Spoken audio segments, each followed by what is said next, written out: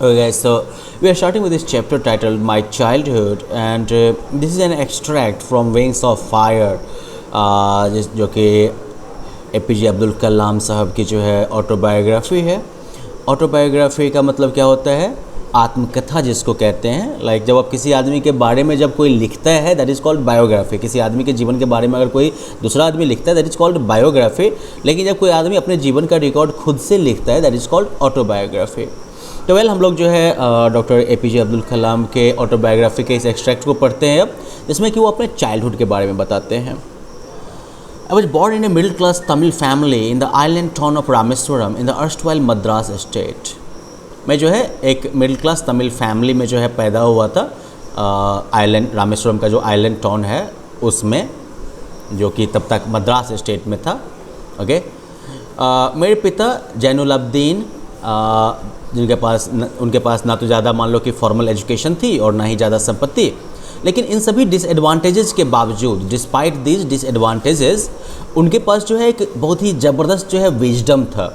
एक कह सकते हो कि इनबॉर्न जो है पैदाइशी एक कह सकते हो कि विजडम था उनके अंदर, और काफ़ी जो है उनके अंदर जो है जेनरोसिटी थी, एक जो है सही जेनरोसिटी थी उनके अंदर में, उदारता थी उनके अंदर। और उनकी एक बहुत ही आदर्श कह सकते हो कि हेल्पमेट भी थी मेरी मदर आशिया माँ। अब मुझे नहीं पता एग्जैक्टली कि कितने लोगों को वो जो है हर एक दिन खिलाती थी, बट लेकिन मैं बिल्कुल निश्चित ये सर्टेन हूँ कि हमारे घर में जो है जितने हमारे घर के लोग खाते थे कुल मिला के, उससे कहीं ज़्यादा बाहर के लोग खाते थे। And I was one of many children. मैं जो है कई बच्चों में से एक था, एक छोटा लड़का जैसे कोई ख़ास ऐसी मतलब लुक नहीं थी, ठीक है, जो कि काफ़ी लंबे और हैंडसम पेरेंट्स के यहाँ पैदा हुआ था।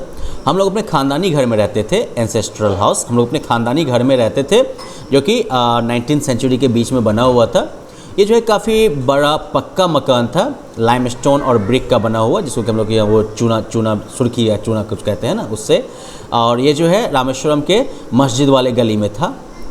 माई ऑस्टियर फादर, ऑस्टियर मतलब बहुत ही सिंपल, स्ट्रिक्ट और बहुत ही कड़क।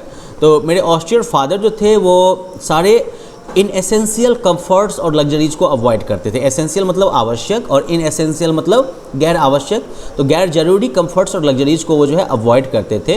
ओके। लेकिन जो नेसेसिटीज़ थी वो बिल्कुल प्रोवाइड की जाती थी, जैसे कि फूड, मेडिसिन, क्लोथ्स वगैरह। और इनफैक्ट मैं ये बोलूँगा कि मेरा जो है काफ़ी सिक्योर चाइल्डहुड था, मटेरियली भी और इमोशनली भी। ओके। मतलब किसी चीज़ की ऐसी कोई कमी नहीं थी। प्यार वगैरह मतलब प्रेम वगैरह भी काफ़ी था घर में, सब बहुत मानते जानते थे। अब 1939 में सेकेंड वर्ल्ड वॉर शुरू हो गया, जबकि मैं 8 साल का था। और कुछ रीज़न जो कि मैं आज तक नहीं समझ पाया, अचानक से जो है इमली के बीज की डिमांड जो है मार्केट में बढ़ गई। तो मैं जो है वो बीज जमा करता था, और मॉस्क गली में ही जो है एक प्रोविज़न स्टोर था, है ना, किराना दुकान टाइप पर बोल दो, वहाँ पर उसको बेच देता था। और एक दिन का कलेक्शन जो है वो मुझे 1 अन्ना तक जो है आमदनी करवा देता था। अब देखो, अन्ना जो है वो पहले का कह सकते हो कि एक कॉइन था।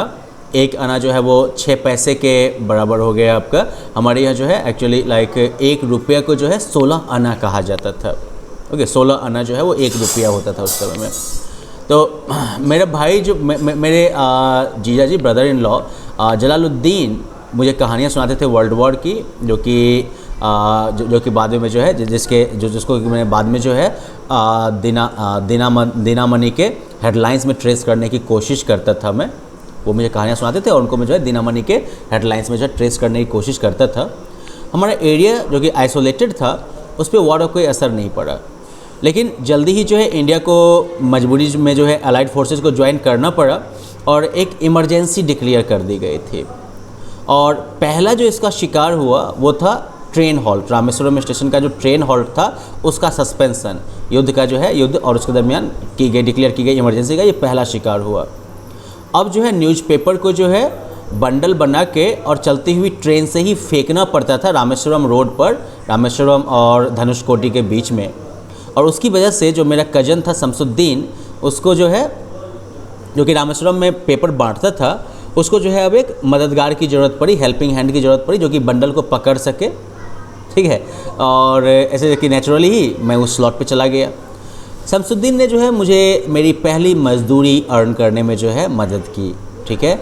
और करीब 50 साल बाद मैं अभी भी जो है उस पैसे को अर्न करने में जो प्राइड फील हुआ था उसको फील कर सकता हूँ। मतलब पहली आमदनी थी भाई, that was certainly a very like proud moment.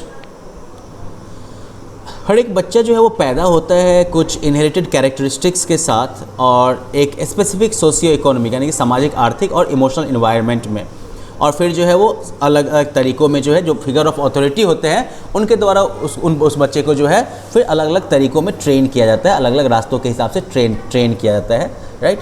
तो मैंने जो है ऑनेस्टी और सेल्फ डिसिप्लिन जो है अपने पापा से मैंने इनहेरिट किया और अपनी माँ से जो है मैंने इनहेरिट किया अच्छाई में विश्वास, गहरी जो है दयालुता, और साथ ही और यही जो है मेरे 3 भाई और बहन जो थे उन्होंने भी किया। बचपन में मेरे 3 क्लोज फ्रेंड्स थे, ओके, रामनाथा शास्त्री, अरविंदन और शिव प्रकाशन। ये सारे बॉयज जो थे वो ऑर्थोडॉक्स हिंदू ब्राह्मण फैमिली से थे। एज चिल्ड्रन, बच्चे के तौर पर हम लोगों ने कभी जो है आपस में कोई डिफरेंस फील नहीं किया अपने रिलीजियस डिफरेंस या अपने अपब्रिंगिंग की वजह से। इनफैक्ट रामानंद शास्त्री जो थे वो पक्षी लक्ष्मणा शास्त्री के बेटे थे, जो कि रामेश्वरम टेम्पल के जो है हाई प्रीस्ट थे, मतलब कि प्रधान जो है पुजारी होंगे। Later he took over the priesthood of the Rameswaram temple from his father. बाद में जो है उन्होंने रामेश्वरम टेम्पल का पुजारी का काम जो है अपने फादर से इनहेरिट किया। अरविंदन जो है वो जो आने वाले पिलग्रिम्स होते हैं उनके लिए ट्रांसपोर्ट अरेंज करने के बिजनेस में चला गया, और शिव प्रकाशन जो है वो कैटरिंग कॉन्ट्रैक्टर बन गया सदर्न रेलवेज का। चलो ठीक है, सब बढ़िया बढ़िया सेटल हो गए। तो जो सालाना जो श्री सीताराम कल्याणम सेरेमनी होती है उसमें हमारी फैमिली जो है वो बोट्स अरेंज करती थी, ठीक है, जिसमें एक स्पेशल प्लेटफॉर्म बना होता था जिसमें कि जो भगवान की मूर्ति जो है वो टेंपल से लेके और मैरिज के साइट तक, विवाह स्थल तक जाती थी, जो कि राम तीर्था नाम के तालाब के बीच में सिचुएटेड था, जो कि हमारे घर के बगल में था। और इसमें इस दरमियान जो है रामायण, ठीक है, रामायण के इवेंट्स और प्रॉफिट, मतलब कि प्रॉफिट के लाइफ के जो इवेंट्स हैं, ठीक है, ये सब जो है बेड टाइम स्टोरीज हुआ करती थी उस समय में, जो कि मेरी माँ और दादी जो है वो बच्चों को हमारे घर में सुनाया करते थे। So we'll look at this, like secular environment there, Ramayana की कहानी और प्रॉफिट मोहम्मद की कहानी, ये सब जो है बेड टाइम स्टोरीज हुआ करती थी, जो कि उनकी माँ और दादी जो है वो बच्चों को सुनाया करते थे। एक दिन जब मैं 5वीं स्टैंडर्ड में था रामेश्वरम एलिमेंट्री स्कूल में, एक नई टीचर हमारी क्लास में आए। तो मैं एक कैप पहना करता था जो कि बेसिकली मेरे मुस्लिम होने की पहचान थी, और मैं हमेशा जो है अगले वाली लाइन में जो है रामानंद शास्त्री के बगल में बैठा करता था, जो कि सैक्रेड थ्रेड यानी कि जनेऊ पहना करता था। तो जो नए टीचर थे वो ये चीज़ नहीं डाइजेस्ट कर पाए कि एक हिंदू पुजारी का बेटा जो है वो मुस्लिम लड़के के साथ कैसे बैठा हुआ है।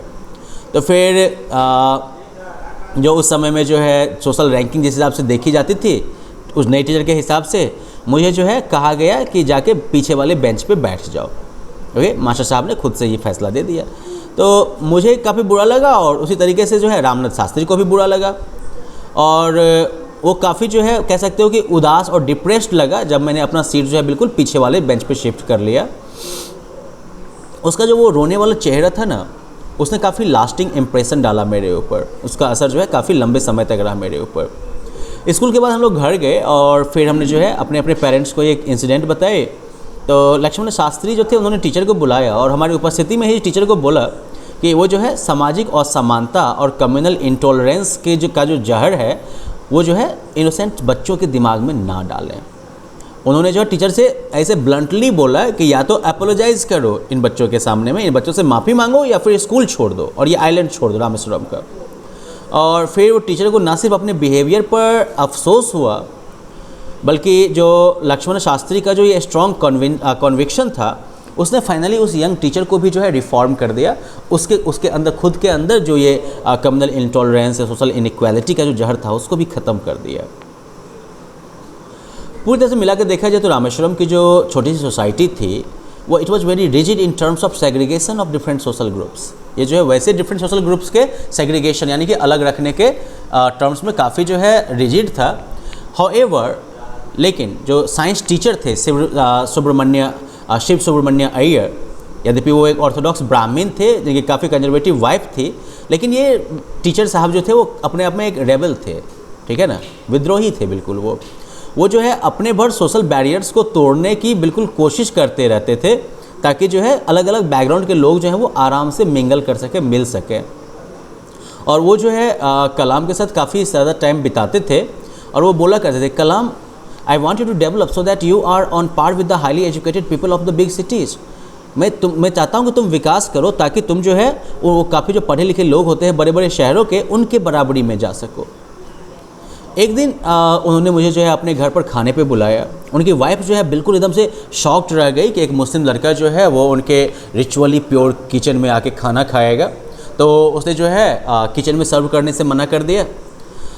शिव सुब्रमण्या अय्यर साहब जो थे वो इससे परेशान नहीं हुए और ना ही वो गुस्सा हुए अपनी बीवी से, बल्कि उन्होंने जो है अपने दोनों हाथों से जो है कलाम को खाना परोसा और उसके बगल में ही बैठ के जो है, कलाम के बगल में ही बैठ के जो है वो भी खाने लगे।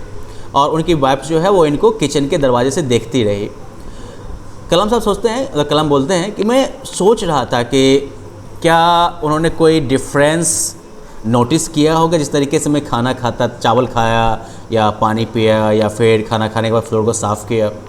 जब मैं घर से निकल रहा था तो शिव सुब्रमण्या अय्यर ने जो है मुझे फिर अगले वीकेंड फिर डिनर पे आने के लिए कहा। मेरी हेजिटेशन को ऑब्जर्व करते हुए जो है उन्होंने मुझे कहा कि अपसेट नहीं होने के लिए कहा, और ये कहा कि once you decide to change the system such problems have to be confronted. एक बार जब आप सिस्टम व्यवस्था को बदलने का डिसीजन ले लेते हो तो फिर इस तरह की प्रॉब्लम्स तो आपको झेलनी पड़ेगी। अगले हफ्ते जब मैं उनके घर गया तो शिव सुब्रमण्या अय्यर की वाइफ जो थी वो मुझे किचन ले गई और फिर अपने हाथों से मुझे खाना परोस के खिलाया। So we'll see the change within 1 week किस तरीके का चेंज आता है। फिर सेकेंड वर्ल्ड वॉर ख़त्म हो गया और इंडिया का फ्रीडम जो है वो इमिनेंट था, बिल्कुल आने ही वाला था।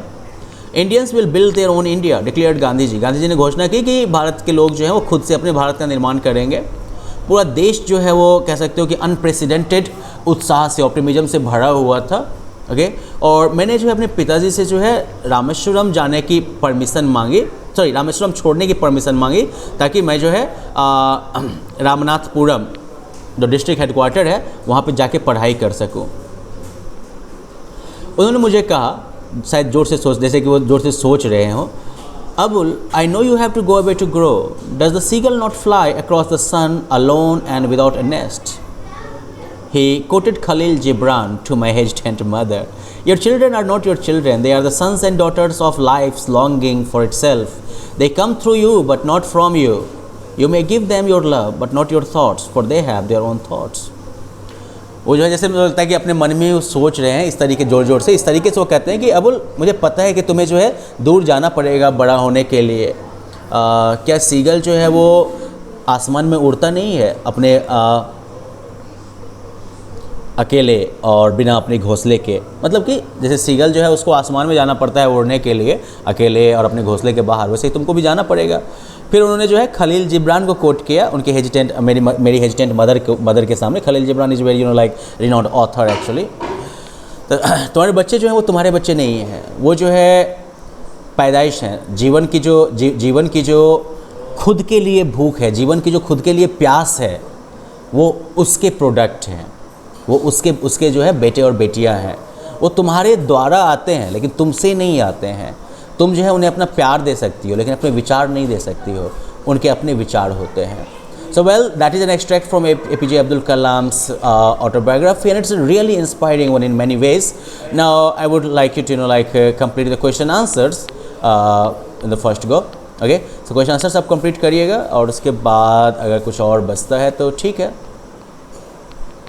we can discuss that in the class whenever we meet, but permitted. और अगले क्लास में हम लोग जो है फिर इस पोएम को पढ़ने वाले हैं, no man are foreign. Well then, until then have fun, bye bye.